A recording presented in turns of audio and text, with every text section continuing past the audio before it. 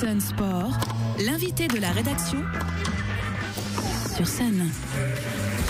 Oui, nous sommes jeudi, c'est donc Sun Sport, mais vu que nous sommes le jeudi 24 décembre, on fait un Sun Sport un peu particulier. Je vous invite tout de suite, et je le dis maintenant, regardez le vidéocast, parce que Marianne est avec nous avec un très joli accoutrement, alors magnifique. Bonjour Marianne. Je l'avais dit, je l'ai fait, j'ai mis le bonnet de Noël. Mais c'est bien, tu es quelqu'un qui tient ses engagements et c'est appréciable Marianne. Toujours. Et je vois que tu es également en charmante compagnie. Alors j'ai un monsieur qui a une écharpe jaune et un t-shirt vert, mais non, ce ne sont pas deux supporters du FC Nantes, mais bien deux supporters de club nantais. Ils se sont accordés sans le savoir, c'est magique. C'est parfait. Et oui, aujourd'hui pour cette veille de Noël, pardon, j'avais décidé de faire un petit peu quelque chose de différent. Noël, c'est l'amour, et nous ici on parle de sport, donc on parle amour et sport, et du coup j'ai invité des supporters. Magnifique. Je suis donc avec Guillaume Chevalier, supporter du HVCN, et Didier Sanson, supporter du FCN.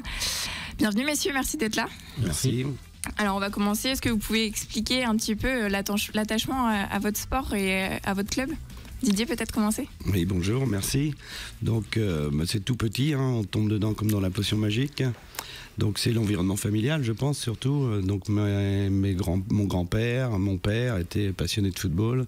Et puis, j'accompagnais à l'époque, quand j'étais tout petit, j'avais 8-9 ans, mon grand-père qui était contrôleur à l'ancienne TAN. Et donc, il m'accompagnait à Sopin et il me faisait passer les petites barrières au pesage, c'est-à-dire sous la tribune ouest, et je regardais pratiquement au niveau de la pelouse. Vous avez grandi avec le FC Nantes un peu ? Tout à fait, oui. Puis j'ai joué au football, mais pas au FC Nantes. J'ai joué à la Mélinette, donc un des clubs fondateurs du FC Nantes d'ailleurs. Est-ce que c'est quelque chose que vous transmettez aussi maintenant à votre famille, cette passion ? C'est certain, parce que j'ai eu la chance d'avoir 4 fils qui tous ont joué au football.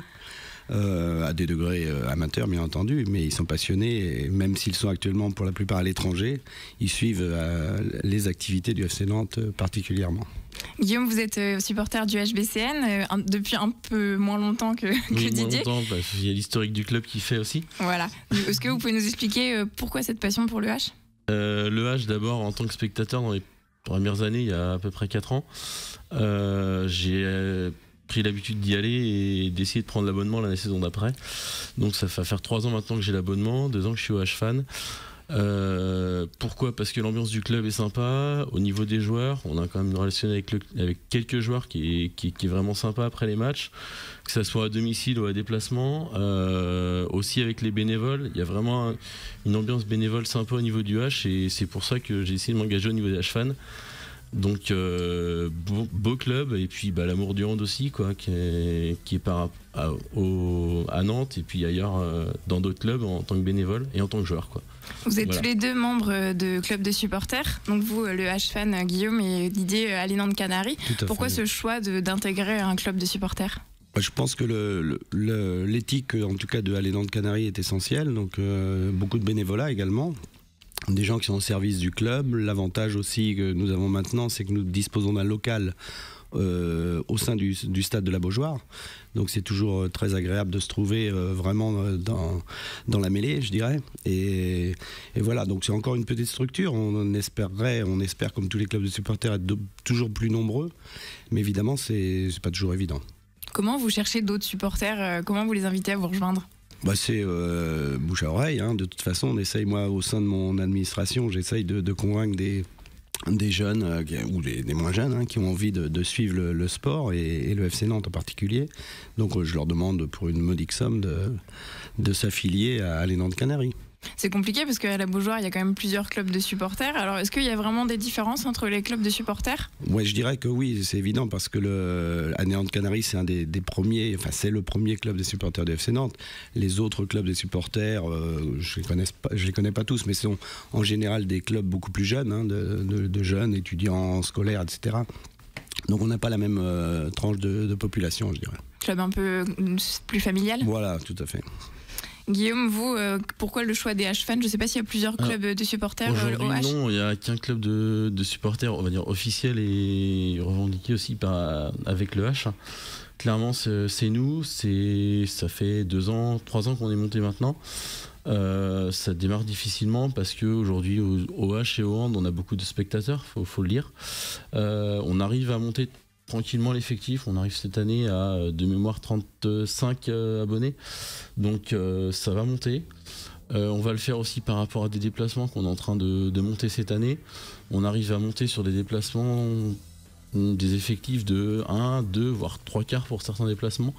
Donc je pense que ça va monter, c'est historique, donc je pense que on va arriver à une bonne cinquantaine, je pense, dans 2 ans, et arriver à supporter le club à l'extérieur comme à domicile. Plus, faut qu'on arrive à vraiment monter comme à la Beaujoire, une vraie tribune de supporters. Et c'est beau dans un stade fermé, c'est joli aussi. Les clubs de supporters, c'est aussi ça, c'est supporter son équipe à l'extérieur. Alors, je suppose que c'est de l'organisation, les déplacements. Tous les deux, vous participez à ça ? Oui, tout à fait. Enfin, j'ai participé l'année dernière à plusieurs déplacements du FC Nantes à l'extérieur, donc notamment à Lorient. C'était à la veille de Noël pour une belle victoire. Et puis cette année, bon, vu les interdictions de déplacement, c'est pas toujours évident, mais je suis allé à titre personnel, je suis allé supporter à Bordeaux et je suis retourné le week-end dernier à Lorient. J'ai attrapé un petit mal de gorge. Pourtant, vous avez quand même l'écharpe jaune du FC Nantes. Tout à fait. C'est pas l'écharpe du FC Nantes. Non, c'est la cravate mais, du FC Nantes. Voilà, la cravate est du FC Nantes. Tout à fait. Mais elle devrait être jaune et verte, mais bon, c'est plus sobre, le bleu, c'est très bien. Les sponsors ont décidé autrement. Vos équipes ont toutes les deux un début de saison un peu mitigé. Alors, quel regard vous portez sur ce début de saison ? Côté H, en tout cas, on est satisfait du redressement de la barre, clairement. Début de saison un peu difficile. On était content de la pré-saison. Parce qu'aujourd'hui, côté supporter, je dirais la saison, on a la pré-saison qui est l'été, tous les tournois qu'on suit. On engage la saison dès fin août, hein, clairement. Donc on les suit, on va les voir, puis on les côtoie. Donc début de saison difficile. Bien au niveau de la fin de première partie de saison, donc il faut que ça continue et je pense que ça peut être prometteur, au moins pour une coupe, et pourquoi pas raccrocher en championnat les premières places, ce qui est pour moi la place du H aujourd'hui, quoi. C'est normal, c'est légitime. Didier, la 13e place du FC Nantes, vous en pensez quoi ? Oui, c'est un peu pareil pour Guillaume. Le début de saison a été prometteur. Moi, j'avais eu aussi la chance de les suivre pour un match amical à Vannes contre Saint-Etienne avec une belle victoire. Évidemment, en début de saison, c'est toujours le turnover avec l'équipe type en première mi-temps et l'équipe moins type en deuxième. Et c'est vrai que le début de saison est difficile et il n'est pas à la hauteur, je pense, des aspirations du FC Nantes, notamment avec les investissements du président Kita, à qui moi je rends hommage en tout cas, que je trouve qu'il fait un travail formidable, mais c'est sûr que les résultats suivent pas. Alors ça fait déjà 19 matchs, une 13e place qui est pas très honorable, de nombreux blessés. Alors on peut mettre en question aussi pourquoi tant de blessures à répétition, et c'est chaque année la même chose. Est-ce qu'il n'y a pas un problème de préparation physique, ou est-ce que les joueurs qui sont venus étaient déjà blessés, beaucoup de questions. À l'exception de Rongier qui lui a été durement atteint, et c'est sûr que les recrues, Thomasson très bon sur le début. Après il a été également blessé et puis il est revenu très fort, je pense, sur les 3 derniers matchs. En revanche, comme vous le savez, Salah, Sigthorsson, c'est un peu les inconnus. Moi j'avais beaucoup d'espoir dans Salah parce que j'avais vu à Caen notamment, je trouvais qu'il avait fait une bonne fin de saison. Et puis Sigthorsson, c'est vrai que quand on regarde les vidéos de l'Ajax ou de l'équipe d'Islande, c'est impressionnant, mais sur le terrain à Nantes, c'est pas le cas encore. Vous avez vécu des belles années en tant que supporter. Alors Guillaume, forcément parce que le H est en D1 depuis 4 ans, c'est ça ? Du coup, le H a battu pas mal de records, notamment en nombre de supporters. Est-ce que vous avez une image qui vous a marqué en tant que supporter ? Alors les plus grosses images, clairement, elles sont au XXL parce qu'on a énormément de spectateurs. Je pense que cette année, en ayant reçu Paris à la Troc, grosse ambiance. Franchement, ça équivalait Beaulieu. Et c'est joli d'avoir vraiment toute la Troc derrière nous. Et pour y avoir cru au moins jusqu'à la fin de la première, voire même milieu de la deuxième. Donc je pense que c'est de bonne augure. Et on a un public qui peut nous suivre. Donc moi, je retiens cette image pour cette saison. Au-delà de Chambéry qu'on a battu en coupe et on a bien aussi redressé la barre, je pense qu'on peut avoir une belle saison H, surtout aussi avec la Coupe d'Europe qu'on va recevoir, ça a été officialisé. Je pense que ça peut être très beau, donc il faut y croire. Voilà. Et dans les souvenirs, ça vous évoque pas la Coupe d'Europe? Vous l'avez vécu, le Final Four il y a Oui, en alors 2013? Bon, ça reste quand même un beau souvenir, même si... Oui, mais elle reste en travers, clairement, Oui, c'est sûr. par rapport au déroulement. Donc ça reste en souvenir, mais j'ai envie de penser positif. Voilà. Donc j'ai envie qu'on la gagne. Cette saison, ça me semble compliqué. Et je pense que le HF est un bon objectif d'ici... Idéalement cette année, mais peut-être pas, parce que clairement l'effectif est un peu court, je pense. Sauf s'ils arrivent à se synchroniser, mais j'y crois pour cette année. Plus dans 2 ans peut-être, si on arrive à conforter avec quelques internationaux. Et puis un Nicolas Tourna qui s'installe en pivot. Nicolas Clerc qui se conforte, puisqu'on l'a signé jusqu'en 2019, sauf erreur de ma part. Donc j'ai vraiment envie qu'on consolide l'équipe et qu'on aille chercher le HF, quoi. Ouais, ça serait beau pour se venger de cette finale volée à Rhein-Neckar pour moi. Didier, on va finir avec vous. Juste, vous avez vécu des matchs à Marcel-Sopin et à la Beaujoire. Une petite préférence pour un des 2 stades?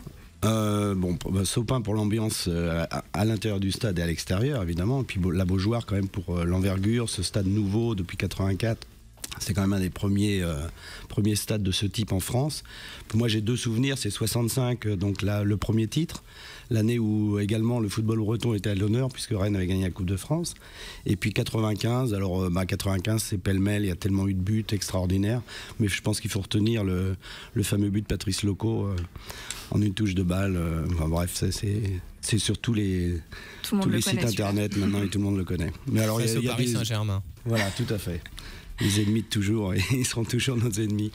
Merci beaucoup, messieurs, d'avoir répondu à nos questions, puis d'avoir partagé un peu votre passion avec nous. Je vous souhaite de bonnes fêtes. Également. Est-ce que je peux rajouter un dernier mot? Nous, côté H, pour ceux que ça intéresse, qui écoutent aujourd'hui, on compte organiser un déplacement, donc Coupe de la Ligue à Montpellier. Donc pour ceux qui sont intéressés, il y a le site des H-Fans. N'hésitez pas à taper H-Fan. Donc déplacement à Montpellier qui sera organisé en mars. Sauf voilà, c'est ça, en mars. Autrement, un déplacement normalement aux Pays-Bas et potentiellement en Allemagne à Göppingen. Donc voilà, donc on compte sur les supporters nantais pour venir nous accompagner sur ces déplacements. Et aussi la Coupe de France si on va en finale. Voilà, écoute, ça marche. Merci beaucoup. Et je voudrais juste, on invite encore les auditeurs à nous voir regarder le vidéocast qui va être mis en ligne dans la journée, mais il y a une très belle une de journal d'époque que nous a amené, voilà. Est-ce que vous pourriez la montrer devant la caméra qu'on voit? On parle du football breton avec le FC Nantes, histoire de relancer une énième fois le débat. La dernière bataille et le titre. Voilà, c'était à l'époque l'éclair, voilà. Bon, merci beaucoup messieurs, merci d'avoir été avec nous. Merci à toi Marianne pour cette interview Sun Sport. Merci à toi et puis je souhaite de très belles fêtes à tout le monde. Et tu veux une bonne nouvelle? Dis-moi. Les Sun Sport reviennent en 2016. Mais oui, mais bon, ce sera pas moi pour le premier, je suis triste. Bon, ce sera JB. T'as fini l'année. Oui, c'est vrai. C'est pas mal. C'était super. On fait avec. En tout cas, merci beaucoup, messieurs. Merci. Marianne pour cette interview Sun Sport. Une interview qui sera retrouvée sur Sun dans la rubrique Sun Replay. Vous pouvez également nous suivre sur les réseaux sociaux, sur les pages Facebook Sun Sport au pluriel pour le sport et sur Twitter @Sun_Sport, toujours au pluriel en ce qui concerne